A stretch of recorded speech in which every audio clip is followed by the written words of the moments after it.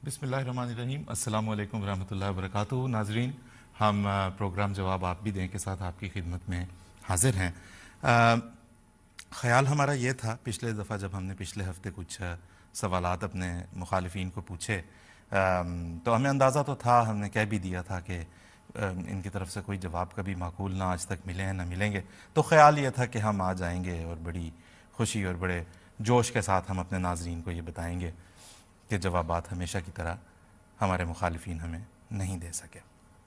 लेकिन इसके बरक्स हुआ यह है कि आज हम कुछ रंज, कुछ अफसोस के साथ आपकी खिदमत में हाजिर हुए हैं। इसलिए नहीं कि कोई जवाब उन्होंने बड़े माकूल दे दिए, ना ऐसा कभी हुआ, ना इस दफ़ा हो सका। लेकिन इसलिए कि ये सोच के, ये देख के बड़ा दुख और बड़ा रंज और बड़ी तकलीफ़ होती है कि हम जो कौम है, जो पाकिस्तान के अवाम हैं, वो ऐसे मौलवियों के पीछे चले हुए हैं जिनकी बात के अंदर कोई मंतक नहीं है। ख़ास तौर पे जब जमात अहमदिया की मुखालफत की बात आती है, उनके पास कोई माकूल जवाज़ नहीं है देने के लिए, बताने के लिए, जिससे जो है वो कह सकें कि भाई ये हमारा इसके ऊपर मंतकी जो आर्ग्यूमेंट है वो ये है। तो ऐसे लोग जो, और अभी भी जो जवाबात आए उससे भी यही साबित हुआ कि हमें जो जवाबी कार्रवाई कहना चाहिए जवाबात से ज़्यादा, उसमें हुआ ये कि उसमें गालियाँ भी आईं, धमकियाँ भी तरह तरह की आईं, और इस्तेहज़ा मिला, तमस्खुर मिला। नहीं मिला तो माकूल जवाब नहीं मिला। मसलन बाज़ जगहों पे, एक तो ये कि हमें ऑफिशियली जो हमने राब्ते की तफसीलात बताई थी उस पर हमसे रब्ता बहुत कम लोगों ने किया। अहमदी अहबाब हमें वीडियोस कुछ भेजते रहे, दिखाते रहे कि देखें फ़लाँ जगह पे किसी ने ये कहा है या फ़लाँ जगह पे किसी ने ये बात कर दी है। लेकिन अफसोस की बात है कि उसमें भी एक ही मजलिस में बैठे हुए दो लोग, जब ये इस सवाल का आया मरहला कि हज़रत ईसा अलैहिस्सलाम की आमद जो है वो फिर आपको पाकिस्तान की कानून यानी गैर अहमदी मुसलमानों को पाकिस्तान के आइन की रूह से वो फिर क्या ठहरते हैं। एक कह रहा है कि जी वो तो हज़रत ईसा अलैहिस्सलाम तो जब आएंगे तो वो मनसब नबूवत उनका उनसे सल्ब कर लिया जाएगा, उनसे वापस ले लिया गया होगा, वो उम्मती के तौर पे आएंगे। उसकी बात काट के उन्हीं का एक साथी बीच में कहता है नहीं नहीं जनाब, वो आएंगे तो नबी के तौर पे, क्योंकि कुरान ने उनको नबी कह दिया।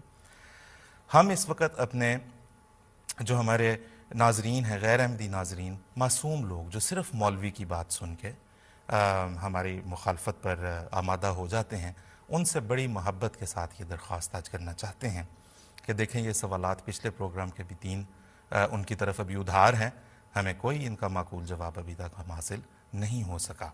तो वो सवालात भी रखें अपने पास, इनसे पूछा करें, बात को समझें तो सही। और फिर उसके अलावा आज भी जब हम यहाँ पे कुछ सवालात पेश करेंगे तो ये असल में ये बात याद रखें कि ये हम अपने जो आम जो व्यूअरशिप है गैर अहमदी मुसलमान भाइयों की, उन्हें पुट ऑफ करने के लिए, उन्हें लाजवाब साबित करने के लिए हरगिज़ नहीं है। इसका मकसद दर हकीकत ये है कि आप लोग ये समझ सकें कि बग़ैर मंतक और बग़ैर दलाइल के जब गुफ्तगू की जाती है तो वो कभी उसका कोई ना मंतकी नतीजा निकलता है, ना उसका कभी कोई हल निकलता है, और उसके नतीजे में सिर्फ़ और सिर्फ जो एक रॉ चल पड़ती है गैर माकूल बातों की, उस जो है वो मल्टीप्लाई होती चली जाती है और इसके अलावा उसका नतीजा कोई नहीं निकलता। खैर, हम अभी इन मौलवी हजरात को तो एक तरफ रखते हैं जिनके पास जो है वो है तेरे पास क्या गालियों के सिवा, इनको एक तरफ हम रखते हैं और देखते हैं कि पाकिस्तान में देखें एक रोशन ख्याल तबका भी है। रज़ा रूमी के नाम से हमारे बहुत से नाजरीन वाकिफ़ होंगे। तो 1974 की आइनी तरमीम के बारे में रज़ा रूमी और उनके जो हम ख्याल हैं, जो पाकिस्तानी के रहने वाले हैं, जो अपने अकीदे के लिहाज से अहमदी नहीं हैं, वो भी अभी कल बल्कि एक वीडियो जो है वो अली उस्मान कासमी साहब की भी आई, उसमें भी उन्होंने बड़ी माकूल गुफ्तगू की। उन्होंने बताया कि किस तरह जमात अहमदिया के ख़िलाफ़ जो है वो मुखालफत जो है उसने कैसे ज़ोर पकड़ा, उसके पीछे क्या अवामिल थे जो काम कर रहे थे। तो रज़ा रूमी साहब बड़े रोशन ख्याल आदमी हैं, बड़ी खूबसूरत गुफ्तगू करते हैं। आइए पहले हम उनकी गुफ्तगू सुनते हैं और फिर हम वापस अपने प्रोग्राम की तरफ आएंगे। आपने सवाल तो बड़ा जो है मुश्किल पूछा है और कम अरसे में इसका जवाब देना तकरीबन नामुमकिन है, लेकिन लेट मी अटेम्प्ट। देखिए, पहली तो ये बात है कि क्रेडेंशियल्स एक तरफ, कोई भी असेंबली जो है पाकिस्तान में हो या कहीं भी हो, वो लोगों के ذاتی عقائد جو ہوتے ہیں یا ان کا جو مذہب ہوتا ہے اس کے اوپر فیصلہ نہیں کر سکتی، کیونکہ مذہب ایک ایسا معاملہ ہے کہ یہ انسان اور خدا کے درمیان معاملہ ہے۔ تو جو قومی اسمبلی نے اس وقت کیا وہ صریحاً نہ صرف غلط تھا بلکہ وہ ایک اچنبے کی بات ہے۔ میرے خیال سے دنیا میں اس کی کہیں مثال نہیں ملتی کہ پارلیمنٹیرینز بیٹھ کے لوگوں کے عقیدوں کے اوپر ججمنٹ دیں اور فیصلے کریں۔ اور جو اس میں ممبران تھے وہ ظاہری بات ہے بڑی بڑی واضح طریقے سے سیاست کھیل رہے تھے، اور سیاست وہ اس لیے کھیل رہے تھے کہ جو پاکستان میں دائیں بازو کے جو حلقے ہیں، اور خصوصاً ان میں جو وہ علماء ہیں جو کہ شروع سے ہی ان کا پاکستان کے قیام سے ہی وہ چاہتے تھے کہ ایک ان کا جو نظریہ یا ان کا جو مسلک ہے وہ ڈومیننٹ ہو، تو یہ وہ والے ان کو اپیز کرنے کے لیے اس اسمبلی نے سب کچھ کیا۔ لیکن بدقسمتی کی یہ بات ہے کہ اس میں سارے لوگ شامل ہو گئے، کیونکہ ان کو موقع مل گیا کہ ایک چھوٹی سی کمیونٹی جو ہے اس کے اوپر وہ اپنا مرضی تھوپ سکیں اور ان کو پرسیکیوٹ کر سکیں۔ اور جہاں تک یہ ہمارے علماء کرام کی آپ نے بات کی ہے، دیکھیں ان کی تو بڑی عجیب و غریب تاریخ ہے۔ پاکستان بننے سے پہلے یہ لوگ پاکستان کی شدید مخالفت کرتے تھے، قائد اعظم کو کافر اعظم کہتے تھے، پاکستان کو نا پاکستان کہتے تھے، اور یہ تو پاکستان کا جو وجود ہے اس کو اپوز کرتے تھے، کیونکہ ان میں سے اکثر کانگریس کے ساتھی تھے یا کم از کم مسلم لیگ اور پاکستان سے اختلاف کرتے تھے۔ اور پاکستان بننے کے بعد آہستہ آہستہ انہوں نے اپنی جگہ گھڑی بنائی، لوگوں کو موبلائز کیا، بلیک میل بھی کیا، مظاہرے بھی کیے، اور پھر آپ نے دیکھا کہ الٹیمیٹلی 70s میں بھٹو صاحب جیسے سو کالڈ لبرل اور سیکولر آدمی کو جو ہے ان کی نہ صرف ان کو خوش کرنے کے لیے بلکہ ان کا یہ خیال تھا کہ ان کے اقتدار کو دوام مل جائے گا کہ جب وہ دائیں بازو کے جو حلقے ہیں ان کو بھی اپنا اسیر بنا لیں گے۔ لیکن تاریخ آپ کے سامنے ہے کہ وہ الٹا ان کو پڑی، اور 77 کی موومنٹ کے بعد جو ہوا آپ کے سامنے ہے۔ تو الغرض میں یہ سمجھتا ہوں کہ علماء اور ان کے کریڈینشلز تو ایک طرف ہیں بالکل، لیکن سب سے اہم بات یہ کہ یہ قومی اسمبلی کو حق ہی نہیں پہنچتا، کسی ادارے کو حق نہیں پہنچتا کہ وہ کسی شخص کو یا کسی جماعت کو یا کسی کمیونٹی کو اس طرح سے جج کرے اور دائرہ اسلام سے خارج کرے۔ رضا رومی صاحب، ناظرین آپ نے رضا رومی صاحب کی گفتگو بھی سنی ہے۔ قومیں صرف اس وقت ترقی کر سکتی ہیں جب وہ اپنے آپ کو لوگوں کی اندھا دھند مخالفتوں سے اور مذہب کو جہاں پہ ہر چیز پہ لاٹھی کے طور پہ استعمال کیا جا رہا ہو اس سے الگ ہو کے سوچنا سیکھیں، مذہب کو لوگوں کا ذاتی مسئلہ رہنے دیں، اسے معاملات ریاست کے اندر جو ہے وہ نہ لے کے آئیں، جیسا کہ محمد علی جناح صاحب قائد اعظم پاکستان کے بانی ان کا خیال تھا۔ اچھا، اب آگے چلنے سے پہلے میں نے مومن زاہد صاحب کے پاس خدمت میں ایک سوال پوچھنا، ناظرین سے میں نے یہ درخواست کرنی ہے، کیونکہ ہوا یہ کہ پچھلی دفعہ جو بہت سارے جوابات کچھ دیے گئے ان میں ایک یہ بھی کہا گیا کہ جو انہوں نے دکھائی نا 74 کی کارروائی کا جو صفحہ دکھایا اور 53 کا جو حوالہ دیا وہ سب انہوں نے خود بنائے ہوئے ہیں، اس طرح کا کوئی چیز ایگزسٹ نہیں کرتی، فوٹو شاپ میں تیار کیے گئے تھے۔ تو ہمارے غیر از جماعت احباب گوگل میں 1953 منیر انکوائری رپورٹ کو سرچ کر لیں، آپ کو اس کا پورا پی ڈی ایف مل جائے گا۔ 1974 پروسیڈنگز اسمبلی احمدیہ، آپ کو اس کا پورا وہ مل جائے گا۔ تیار رکھیں کیونکہ ہم نے بھی ان باتوں کی طرف واپس آنا ہے۔ قائد اعظم کو وہ کیا کہتے تھے جو ہمیں کہتے ہوئے شرم آتی ہے؟ وہ پاکستان کے مخالف تھے، پاکستان کو کیا کہتے تھے ہمیں کہتے ہوئے شرم آتی ہے۔ ہم واپس آئیں گے اپنے انٹرنیٹ پہ، اگر آپ چاہیں گوگل اس کو کر کے رکھ لیں، تلاش کر کے رکھ لیں۔ مومن صاحب آپ سے ہم یہ پوچھنا چاہتے ہیں کہ ساری بحث جو ہے وہ اس چیز کے گرد تھی کہ جماعت احمدیہ کو غیر مسلم قرار دیا جائے۔ پچھلی دفعہ ہم نے بات کی کہ مسلمان کی کوئی تعریف کے اوپر تو یہ متفق ہو نہیں سکے۔ پہلے ہم یہ دیکھ لیتے ہیں کہ مسلمان کی تعریف ظاہر ہے، بانی اسلام حضرت اقدس محمد مصطفیٰ خاتم النبیین صلی اللہ علیہ وسلم سے زیادہ بہتر کوئی نہیں دے سکتا۔ حضور صلی اللہ علیہ وسلم نے ہمیں مسلمان کی کیا تعریف بتائی؟ جزاکم اللہ اسد، یہ سوال بڑا اہم ہے کیونکہ جماعت احمدیہ کے نزدیک مسلمان کی وہی تعریف جو ہے وہ قابل عمل اور قابل قبول ہوگی کہ جو ہمیں حضرت صلی اللہ علیہ وسلم سے قطعی طور پر خود معلوم ہوتی ہو، اور اس اصل سے ہٹ کر جو بھی تعریف کی جائے گی وہ رخنوں اور خرابیوں سے مبرہ نہیں ہو سکتی۔ اور خود ساختہ تعریفوں کی روح سے اگر ایک فرقہ کسی وقت مسلمان ثابت ہوگا تو اسی وقت کوئی دوسرا گروہ یا دوسرا فرقہ اسی کی روح سے غیر مسلم ثابت قرار دے دیا جائے گا۔ चुनाचे रसूल करीम सल्लल्लाहु अलैहि वसल्लम की रहनुमाई को देखना हो तो बुखारी शरीफ की एक हदीस पेश करता हूँ। हजरत नबी करीम सल्लल्लाहु अलैहि वसल्लम फरमाते हैं कि जिसने हमारी नमाज अदा की, हमारे किबले की तरफ रुख किया और हमारा ज़बीहा खाया तो वो मुसलमान है, और ऐसा मुसलमान है कि जिसकी जानो माल की हिफाजत का जिम्मेदार खुद अल्लाह और उसका रसूल है। और फरमाया कि पस तुम अल्लाह की इस जिम्मेदारी में की हरगिज खिलाफ वर्जी ना करो। अब आप देख लें कि रसूल करीम सल्लल्लाहु अलैहि वसल्लम की बयान करदा मुसलमान की ये तारीफ ऐसी फराख दिल है कि जो भी ये चंद बुनियादी बातें पूरी कर दे जिनका जिक्र इस हदीस में हुआ है, वो मुसलमान के तौर पर अपने आप को आइडेंटिफाई करने का और मुसलमान कहलाने का ऐसा कतई हक रखता है कि दुनिया का कोई कानून और दुनिया की कोई असेंबली उससे ये हक छीन नहीं सकती। बल्कि अगर हम मजीद तलाश करें तो हमें नजर आएगा कि मुसलमान कहलाने का ये हक हजरत नबी करीम सल्लल्लाहु अलैहि वसल्लम ने हर उस शख्स को दिया है जो खुद अपने आप को मुसलमान कहता हो। चुनाचे मदीने की मर्दमशुमारी के मौके पर हजरत नबी करीम सल्लल्लाहु अलैहि वसल्लम ने फरमाया कि जो कोई भी अपने आप को खुद मुसलमान कहता हो उसका नाम मेरे पास लिख कर ले आओ। हम चैलेंज के तौर पर यह बात अपने सब मुखालिफिन के सामने और सब नाजरीन के सामने रखते हैं कि रियासत मदीना जिसकी बुनियाद हजरत नबी करीम सल्लल्लाहु अलैहि वसल्लम ने खुद रखी थी, उसमें हर वो शख्स मुसलमान कहलाने का हक रखता था कि जो खुद को बतौर मुसलमान आइडेंटिफाई करता था, और ये हक कभी भी किसी से नहीं छीना गया, हत्ता के अरब के उन बदुओं से नहीं छीना गया जिनके बारे में खुद खुदा ताला ने ये कुरान मजीद में फरमाया था कि ईमान उनके दिलों में दाखिल नहीं हुआ।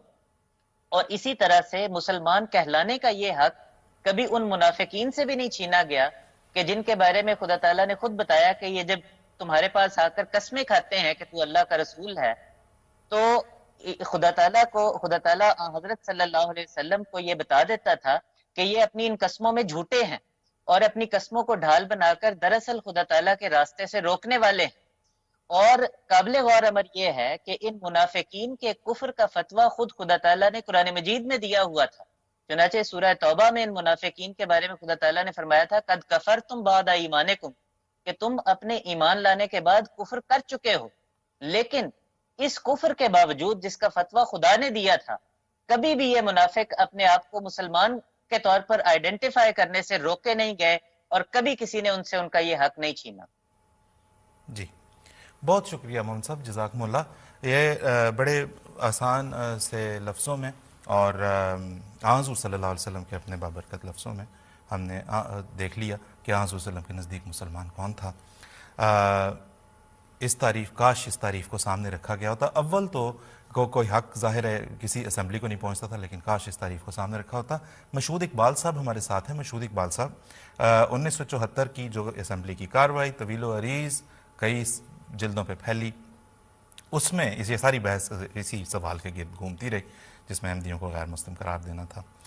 तो उस असेंबली में आप हमें ये बताएं कि उसमें जब उन्होंने मुसलमान की तारीफ़ करना चाहिए तो क्या बानी इस्लाम ख़ातमुन नबिय्यीन हज़रत अक़दस मोहम्मद मुस्तफ़ा सल्लल्लाहु अलैहि वसल्लम की तारीफ़ को सामने रखा या मौलवियों की दी हुई तारीफ़? मशहूद साहब। जी, अस्सलाम वालेकुम आसिफ साहब। असेंबली ने हुज़ूर सल्लल्लाहु अलैहि वसल्लम की दी हुई मुसलमान की तारीफ़ को मुकम्मल तौर के ऊपर इग्नोर किया। इसका सबूत असेंबली की वही कार्रवाई है। जमात अहमदिया ने अपना मौक़िफ़ महज़रनामा की सूरत में तहरीरी तौर पर पेश किया, जिसमें उन तमाम अहादीस का हवाला दिया गया जिसमें हुज़ूर सल्लल्लाहु अलैहि वसल्लम ने मुसलमान की तारीफ़ बयान की। हज़रत खलीफतुल मसीह सालिस रहमतुल्लाह से याहिया बख्तियार, जो गवर्नमेंट के वकील थे और अटॉर्नी जनरल थे, ने 11 दिन तक सवाल किए। एक सवाल भी हुज़ूर सल्लल्लाहु अलैहि वसल्लम की दी गई तारीफ़ के मुतालिक नहीं किया। हुजूर बार बार इन अहादीस का हवाला देते और याहिया बख्तियार बात को घुमा के कहीं और ले जाता। इन सवालों जवाब के बाद मुफ्ती महमूद ने 1.5 दिन तक तकरीर की और मिल्लत इस्लामिया का मौक़िफ़ बयान किया, और 1.5 दिन की तकरीर में सिर्फ 40 या 45 सेकंड ज़्यादा से ज़्यादा इसके ऊपर बात की होगी, और सिर्फ इतना कह के ख़त्म कर दिया बात को कि ये अहादीस मुसलमान की तारीफ नहीं पेश करती। इसके बाद मौलाना अब्दुल हकीम ने भी 1.5 दिन लगा के अपना एक अलहदा से महज़रनामा पढ़ा। उन्होंने अगरचे इन हदीस का जिक्र तो किया, लेकिन अगेन 30 या 35 सेकंड में सिर्फ ये कह के बात को ख़त्म कर दिया कि ये जो अहादीस हैं इनका आपस में इख्तलाफ पाया जाता है। इसके बाद तकरीबन 44 मेंबरान असम्बली ने तकारीर की, किसी एक ने भी हल्का सा भी इन अहादीस का जिक्र नहीं किया। याहिया बख्तियार ने तकरीबन 2 दिन लगाकर असम्बली में तमाम मौलवियों का और गवर्नमेंट का केस जो था वो सम अप करके असम्बली के मेंबरान के सामने पेश किया, एक लफ्ज का भी जिक्र नहीं किया इस तारीफ के बारे में। और फिर आखिर में ये बताता चलूं कि असम्बली के अंदर माहौल इतना गैर संजीदा था कि जब मुफ्ती महमूद और मौलाना अब्दुल हकीम तकरीर कर रहे थे तो उसके बाद जो स्पीकर कौमी असम्बली थे साहबजादा फारूक अली, उन्होंने मौलाना हकीम को बताया कि आपकी सारी तकरीर में ये मेंबरान पीछे हंसते रहे और शरारतें करते रहे थे। इसी तरह से जब सियासी मेंबरान असम्बली ने तकारीर की तो मौलवियों ने भी कोई उधार नहीं रखा, वो भी कोई असम्बली में आ रहा है कोई जा रहा है, एक दूसरे की बात तो सुन रहे नहीं थे किसी की। तो आपके सवाल का मुख्तसर जवाब ये है कि हुज़ूर सल्लल्लाहु अलैहि वसल्लम की इस दी गई तारीफ को कंसिडर करना या इसके मुताबिक फैसला करना तो बड़ी दूर की बात, वो तो इसके करीब करीब भी नहीं आए। बहुत शुक्रिया मशहूद साहब, जज़ाकमुल्लाह। अब ये देखें जी, ये 1974 की कार्रवाई के ऊपर टेलीविज़न चैनल्स के ऊपर बैठ के गुफ्तगू करने वाले अहबाब से दरख्वास्त है कम अज़ कम पढ़ लें, शर्मिंदगी ना आपको उठानी पड़े, क्योंकि अल्लाह के फजल से हमें जो पिछले सवालात के जवाब में बहुत से पैगामात हमारे गैरस जमात अहबाब के भी है, जिसमें से एक में ख़ास तौर पर काबिल ज़िक्र है, मैं बताना चाहता हूँ। उन्होंने कहा मेरा ताल्लुक़ अहले सुन्नत वल जमात से है, लेकिन मैं दिल से अहमदी हो चुका हूँ, क्योंकि मुझे ये तरीका बात करने का, ये कायल करने वाले दलाइल और कहीं नहीं मिल सके। तो जो पढ़ रहे हैं वो अब ये जो टेलीविज़न चैनल्स पे आ रहे हैं इस तरह की बातें लेके और जमात अहमदिया के ख़िलाफ़ जो है वो नफ़रत और लोगों के दिलों में बुग़्ज़ पैदा करना चाह रहे हैं, एक दफ़ा इसको पढ़ लें। इसी तरह के एक प्रेजेंटर जिन्होंने पाकिस्तान के जो है वो एयरवाई चैनल के ऊपर एक प्रोग्राम लेके आए और उसमें जो है वो बैठ के उन्होंने 74 की असम्बली के वाले से जी अहमदियों को काफिर करार दे दिया गया, दायरा इस्लाम से खारिज करार दे दिया गया। उनसे टेलीफोन पे मैंने रब्ता करने की कोशिश की इस हफ्ते के दौरान। मैंने कहा उनसे पूछें तो सही कि जनाब आखिर मसला है क्या, इतना क्या हो गया, आपने पढ़ी भी है। तो उन्होंने फ़ोन उठाया और जैसे ही मैंने कहा जो मैं जमात अहमदिया के टेलीविज़न चैनल से बात कर रहा हूँ, आपसे एक सवाल पूछना था, उन्होंने कहा मैं आपसे बात नहीं करूँगा। ये कह के उन्होंने फ़ोन बंद कर दिया। मैंने दोबारा कोशिश की, घंटी बजती रही, उनकी कटी हुई कॉल उन्होंने दोबारा वापस नहीं उठाई। मैं बताता यहाँ पे कि वो कौन है, लेकिन अखलाकन मुनासिब इसलिए नहीं लग रहा क्योंकि उसके बाद उन्होंने मुझे टेक्स्ट के ज़रिए से रब्ता किया और कहा कि भाई अभी छोड़ दें, अभी रहने दें प्लीज़, मैं जब आऊँगा वहाँ पे कभी लंदन आऊँगा तो आके हम बैठ के बात कर लेंगे। तो अब जो है वो हमें इंतज़ार है, देखते हैं कब वो लंदन तशरीफ़ लाते हैं। मैंने उनसे अर्ज़ की है कि अब उनके ऊपर है कि वो यहाँ आएँ और आके रब्ता करें, फिर हम उनके साथ बैठ के बात करेंगे। तब तक ये कटी हुई कॉल एक सवालिया निशान के तौर पर उनके सर पे भी लटकी रहेगी। दूसरे दीगर अहबाब जो आके बड़े अपने चैनल में अपने प्रोटेक्टिव बबल के अंदर बैठ के इस तरह की बातें कर आके चले जाते हैं, उनके ऊपर भी सवालिया निशान के तौर पे मौजूद रहेगी और हमारे नाजरीन भी इसका जवाब ज़रूर तलाश करेंगे। मोमिन ज़ाहिद साहब के पास हमने जाना है ये सवाल लेके कि पिछली दफ़ा जब हमने यहाँ पे फतावा की बात की कि इन सब ने भी तो एक दूसरे के ख़िलाफ़ फतावा दे रखे हैं, कुफ्र के फतावा दे रखे हैं, तो कुछ जो उलमा ने जवाब देने चाहे, नाम नेहाद मैं ये कहूँगा, जिन्हें बड़ा समझा जाता है कि ये ख़त्म नबूवत के बड़े मुहाफ़िज़ और फ़ातिह ये और फ़लाते है वो साहब जो है वो ये कहते रहे कि नहीं भी ऐसा कुछ नहीं है, हमने कोई फतावा नहीं दिए। तो बल्कि अगर आप देखें जाके 1974 में तो हज़रत खलीफतुल मसीह सालिस हज़रत मिर्ज़ा नासिर अहमद साहब रहमहुल्लाह ने वो फतावा पेश किए थे जो जिस असम्बली में डिस्कस हुए और जिस पे अहमद शाह नूरानी साहब ने ये कहा कि भाई इनसे कहें कि ये असल किताब का हवाला दें तो हम मानेंगे, वरना हो सकता है ये खुद ही बना लाए हों। चेयरमैन जो प्रिजाइड कर रहे थे उस इजलास को, उस असम्बली को, उन्होंने कहा कि अगर ऐसा हो जाए this one question will solve the problem. मोमिन जाहिद साहब इनकी किताबों से इनके कुफरिया फतावा एक दूसरे के खिलाफ दिखा दें and let's solve the problem. जज़ाकुमुल्लाह Asif साहब, बहुत शुक्रिया। मैं नमूने के तौर पर चंद फतावा दिखा देता हूँ।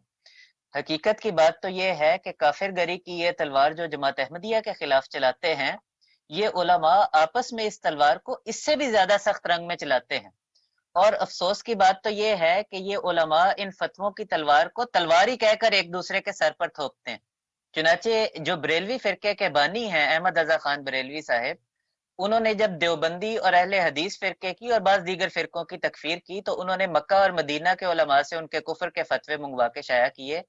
इस किताब का नाम उन्होंने हुस्सामुल हरमैन रखा, यानी हरमैन के उलमा के फतवों की तलवार, और ये इसका टाइटल अभी दिखाया गया है। इस किताब का जवाब जो देवबंदी उलमा ने शाया किया तो उन्होंने अल मुहन्नद अल मुफन्नद के नाम से किताब शाया की।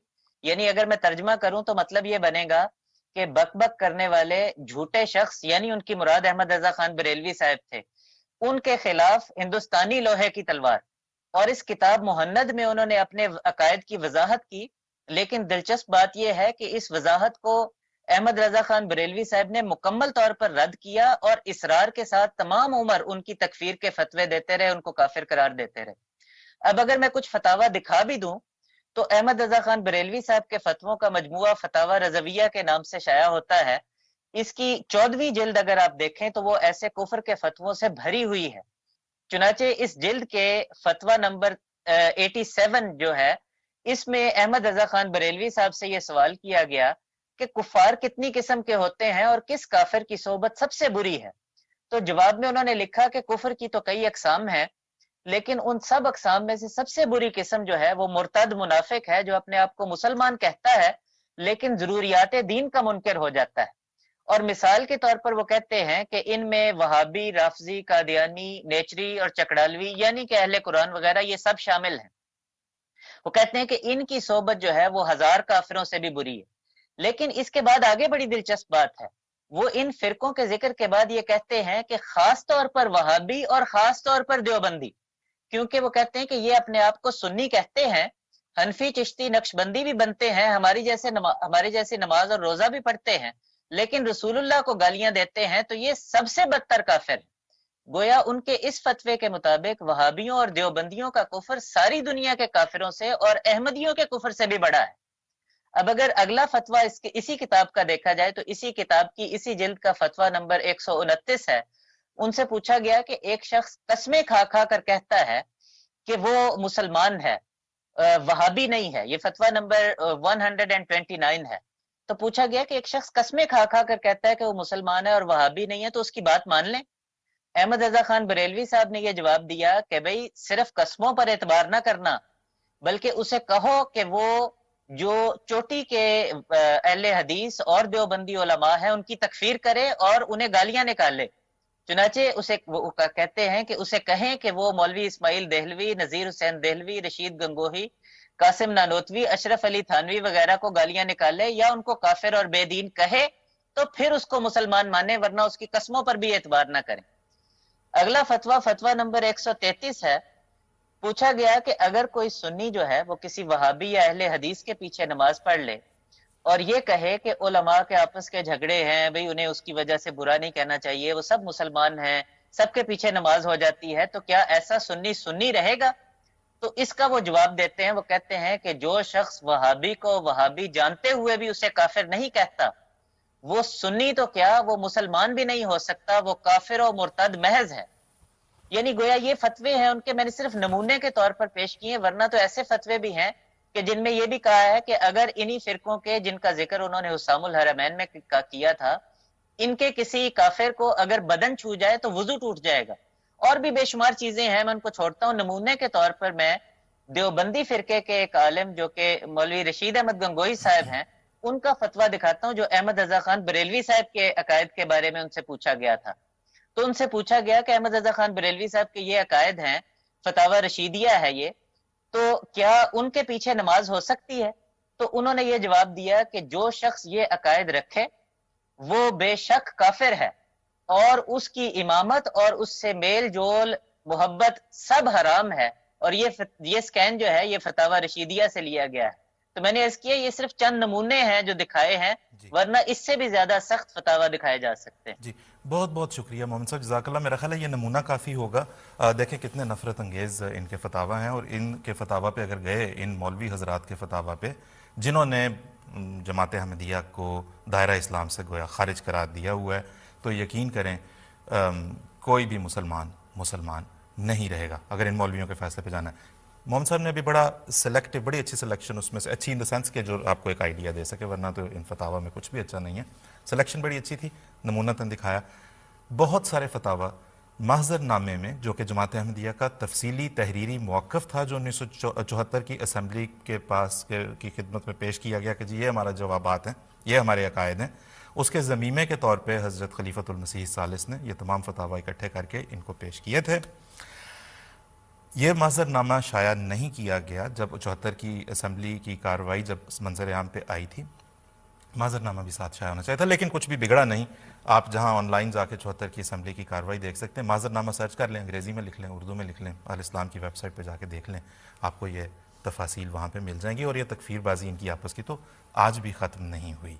تو اب ہم مشہود صاحب کے پاس جائیں گے اور مشہود صاحب سے ہم یہ پوچھنا چاہیں گے، کیونکہ دیکھیں نا ایک کریڈیبلٹی بھی ہوتی ہے، کچھ کریڈینشلز ہوتے ہیں، کچھ کوالیفیکیشن ہوتی ہے کسی اسمبلی کی، جس کے بارے میں جس اسمبلی کی کاروائی، مطلب بھٹو صاحب کی حکومت تھی، بھٹو صاحب کی اسمبلی تھی، اس کے اندر جو ہے وہ جو لوگ اکٹھے جو وہاں پہ منتخب وہاں پہ وزراء تھے، گویا ممبران تھے اسمبلی کے، انہوں نے اکٹھے ہو کے جو ہے وہ جماعت احمدیہ کو دائرہ اسلام سے خارج قرار دیا.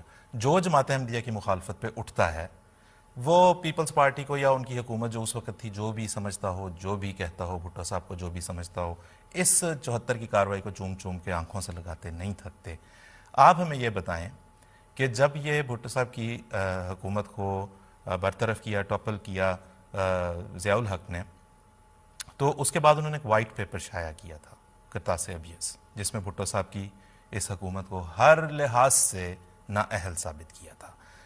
اس میں جو الفاظ ہیں وہ بھی بڑے سخت، بڑے کرخت اور بڑے کسی شریفانہ مجلس کے نہیں. مشہود صاحب اس کا ذرا ایک آئیڈیا بس ہمارے ویورز کو دیں.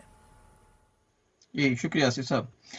یہ 4 والیومز کے اوپر کافی ضخیم وائٹ پیپر تھا، اور اس کے اوپر بھٹو صاحب کی حکومت کی تقریباً ہر ایکٹیویٹی کے اوپر تنقید کی گئی تھی.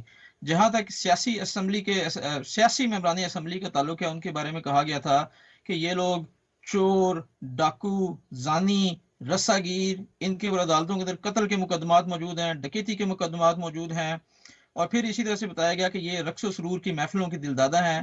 اب یہاں سے آگے وہ باتیں شروع ہو جاتی ہیں کہ جو کم سے کم اس پروگرام کے تقدس کو ملحوظ خاطر رکھتے ہوئے میں بیان نہیں کر سکتا. اگر سیاسی، معاشی، معاشرتی، دینی کوئی ایسا ٹاپک نہیں کہ جس کے اوپر اس وائٹ پیپر میں بھٹو صاحب کی گورنمنٹ کو نشانہ نہ بنایا گیا ہو. اچھا، اور ساتھ ہی ساتھ جہاں تک مذہب کی بات ہے کہ مذہب کے بارے میں بھی جو یہ اقدامات بھٹو صاحب نے کیے، بظاہر تو ضیاء صاحب کو وہ بھی پسند نہیں آئے، اور انہوں نے کہا کہ جی ہم اب سے یعنی کہ 1980 سے جو ہے پاکستان میں اسلام کی روح سے حکومت کے جتنے بھی معاملات ہیں اس کو حل کریں گے، نئے قوانین لے کر آئیں گے جو کہ قرآن اور سنت کی روشنی کے اندر بنائے جائیں گے. یعنی اس کا مطلب یہ تھا کہ پہلے جو کچھ بھی ہوتا رہا وہ قرآن اور سنت کے مطابق نہیں تھا.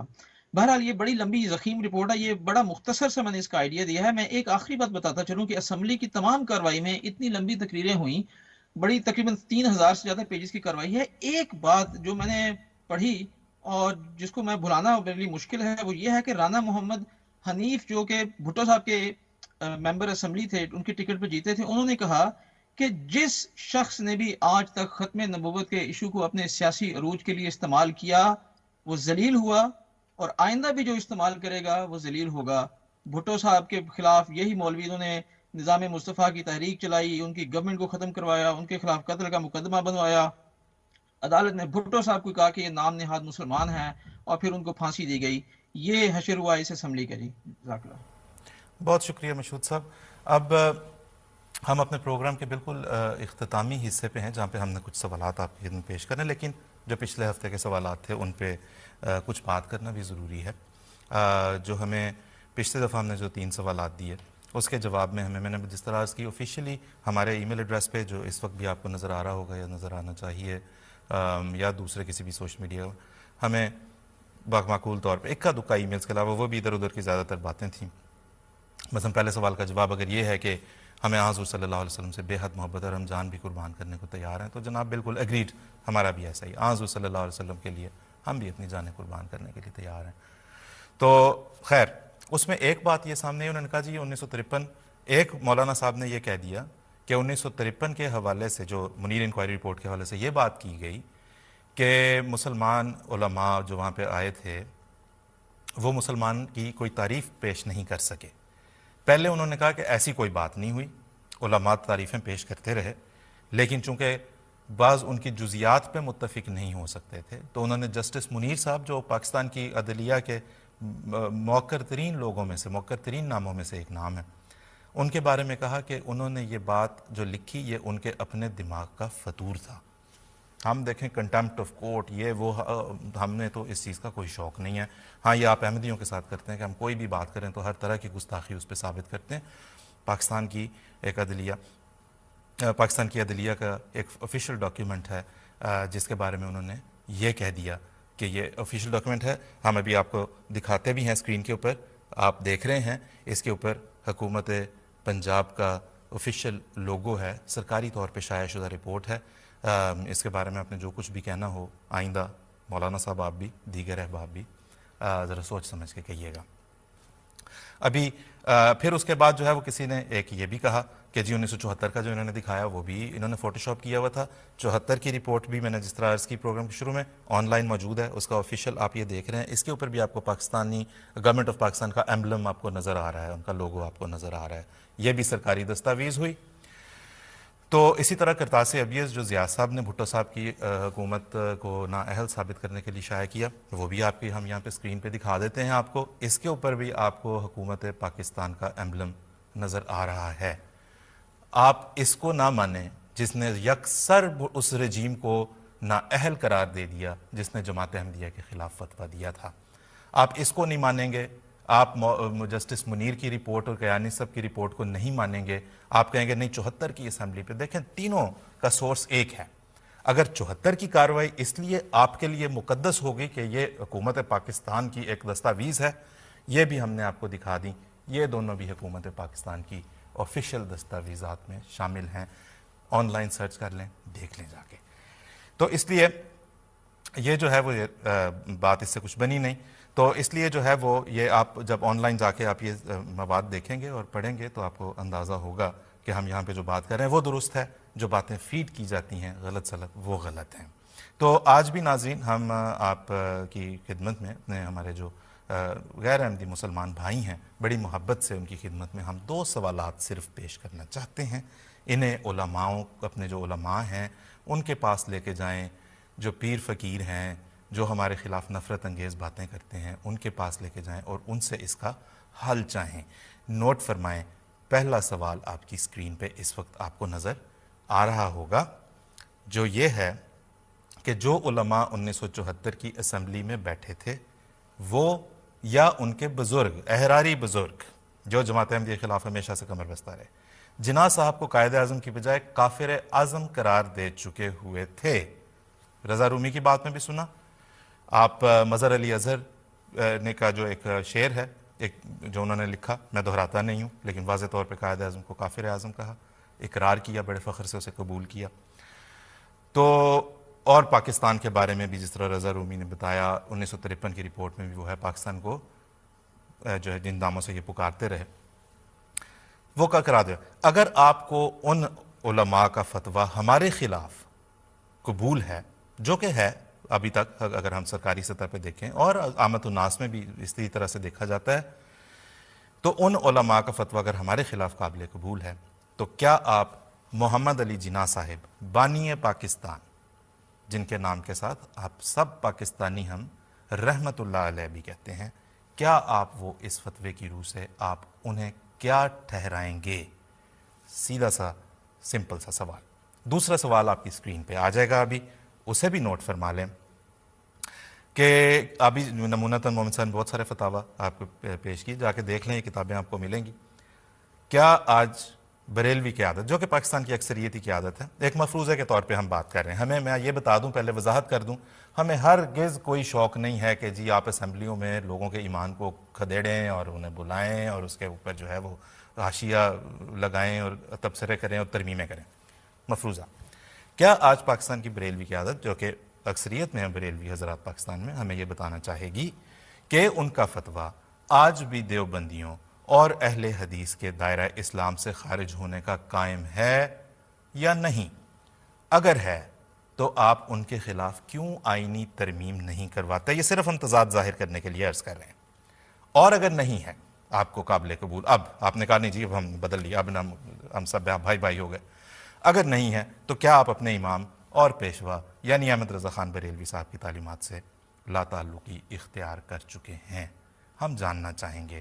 ان علماء کے پاس جائیں, خود تو شاید ایسا ہی ہے, آپ پچھلے ہفتہ ہم نے دیکھ لیا, جائیں ان کے پاس دیکھیں کیا کہتے ہیں. اور جو دوسرے لوگ جو بڑی غلط زبان پہ اتر آتے ہیں ان سے بھی ہم درخواست کرنا چاہیں گے اس میں کوئی ضرورت نہیں ہے تلخ زبان، سخت زبان، گالم گلوچ، بالکل ضرورت نہیں ہے. یہ دو سوال تو ہمارے سے متعلق ہیں بھی نہیں. یہاں پہ جناب جناح صاحب کے سوال ہے اور یہاں پہ جناب احمد رضا خان بریلوی صاحب کی عزت و ناموس کا سوال آ گیا. ہمارا کوئی تعلق نہیں ہے. جوابات معقول اچھے ہمیں ضرور بھیجیں اور ہمیں اب پروگرام کا وقت ختم ہو گیا ہے. اجازت دیں. اللہ حافظ.